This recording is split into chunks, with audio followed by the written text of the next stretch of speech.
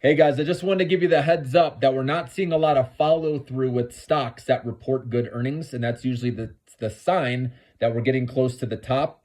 You already know I think the markets are frothy right now, okay? And the charts are showing that all indexes but two showed selling at the end of the day today in the last 5 minutes. And again, that's showing weakness, right? And even at the end of the day on Friday, it's good to look to see what traders or investors are doing. And two, at least the last couple Fridays, there have been sellers, okay, going into the end of the week. So that's not a good sign either. The two indexes, though, that have been looking okay, I should say one's just okay, the other one's been doing really well. Number one, the one that's doing okay is XOP, which is energy exploration.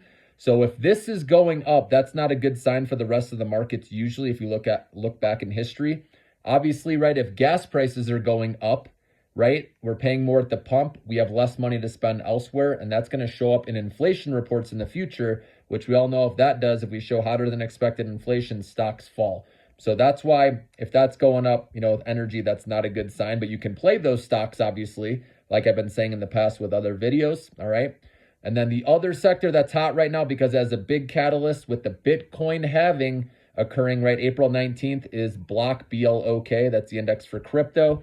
So obviously that's been raging on, and I expect that to continue, with maybe small dips along the way.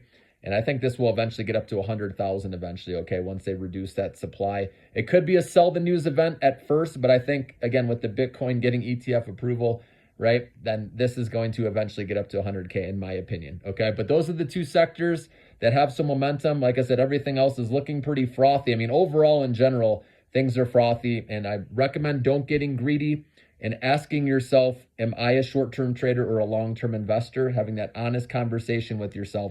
If you are a short-term trader, right, you already should be taking profits, okay? But if you haven't yet, make sure you do. There are plenty of places you can grow your capital safely, like Annalise stock you've heard me talk about, which is a mortgage REIT, 13 to 14% dividend. You can have your money in there and have it set up going right to your bank account as passive income. That's how I have it set up. Or you can just put in Apple Savings, or right, there's a lot of interest. You can get close to 5% today. So just want to make sure you guys don't get too greedy with markets frothy. Again, there are always opportunities, don't get me wrong. That's why I've been recommending, again, earnings reports, right? Ones that have been beaten up that I think are going to beat and raise. Those are good opportunities to make some money. Also, if there's positive news or a fresh positive catalyst, those are the ones you can play, but I recommend getting in and out.